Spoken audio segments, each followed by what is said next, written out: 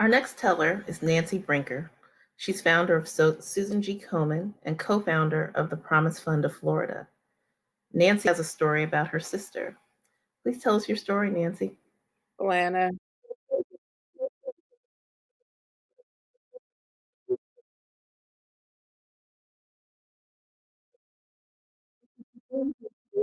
Boy, in 1946. Not only did I have two of the best parents in the world, I also had an older sister, Susie, who was my best friend.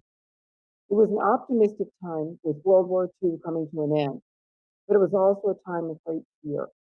The polio virus was spiking, scared parents left kids at home, and words like epidemic and quarantine were part of our daily life. I'm sure this sounds familiar. But in our house, big problems weren't to be avoided, they were to be confronted. And as my dad would say, never quit. Most people don't succeed, not because they are not smart or resourceful, he said, but because they quit. So every Saturday, my mother would load Susie and I in the back of her old Woody station wagon, and she volunteered at one of her many charities. And every Saturday, Susie and I would complain because we wanted to go swimming. It was really hot in Peoria. One such Saturday, Mom had enough of our complaining. She pulled the car over to the side of the road and said, "Girls, get out." Outside of the car, Mom said something that I remember to this day. She pointed her finger and said, "Girls, people have died for our country, and all you're being asked to do is to give a little something back. Can you be a good steward of your country?" Well, Mom's words hung in the air, and then Susie whispered to me, "Just say yes so we can go swimming." So I did, I got it. But we did take that lesson to heart. And later on, decided to put on a variety show in our backyard to provide help for friends with polio. Susie sold the tickets, and I did the song and dance routine. I gave it all my heart. Afterwards, Susie threw her arms around me and said, "Next time, I think I should sing and dance, and you should sell the tickets."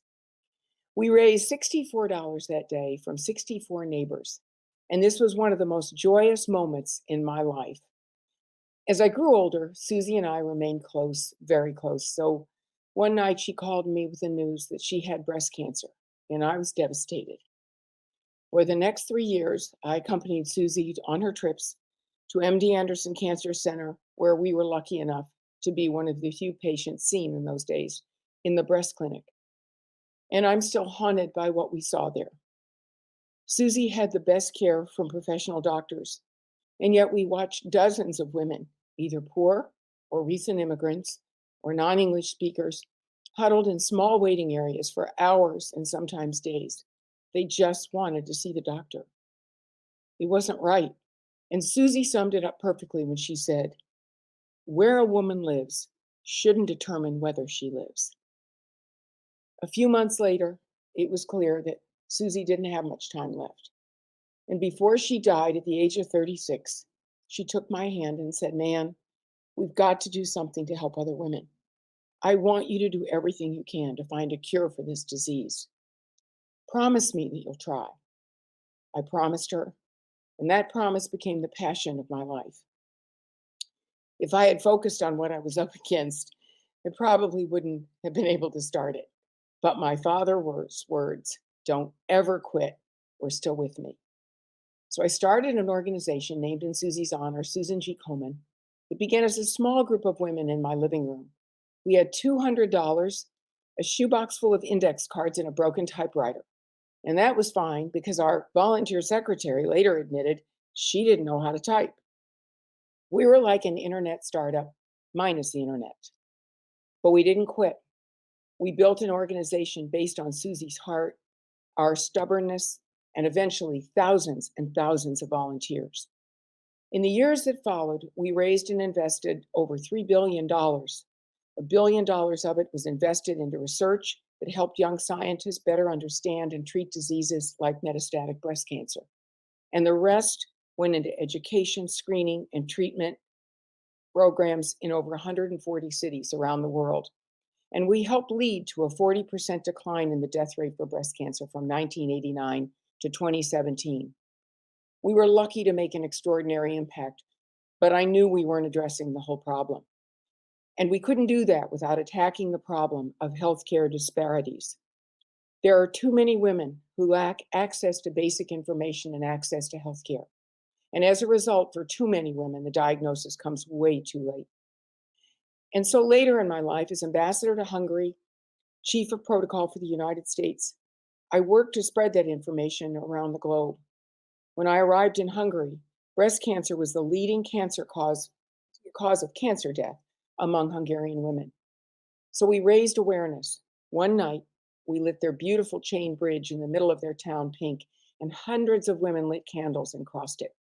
Because we didn't quit, 4 years later, breast cancer had dropped to third place as a cause of death. Not because of new treatments, but because of better awareness and early detection.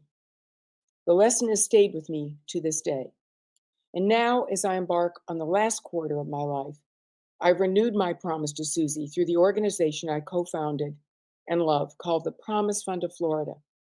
Florida is my home now, but it's also home to devastating inequities in its healthcare system. Over the past 5 years, 15,000 Florida women died from breast and cervical cancer, most of whom had unmet needs. In fact, one organization ranked Florida last of all states in government resources available for women in healthcare. In my county, there are an estimated 140,000 women who do not have health insurance and therefore much less likely to access life-saving preventive screenings.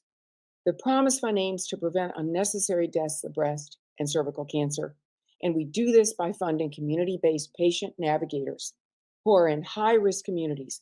They provide women with education, screening, and they understand their social determinants of health care, including language barriers, and they're there to give them a hug. These navigators aren't just talking to communities, they are living in communities, building trust and walking hand in hand with people in need. Eventually, I believe the Promise Fund will become a gold standard model that can be implemented throughout the country, community by community, addressing the disparities I saw so long ago, 42 years ago, with my sister. Increasing access to care for the most at-risk populations is the best and least expensive way to improve healthcare outcomes. I believe it must represent the future of healthcare. We can't wait for high-risk patients to come to us. We have to go to them. I started the Promise Fund because I knew there was still more to do.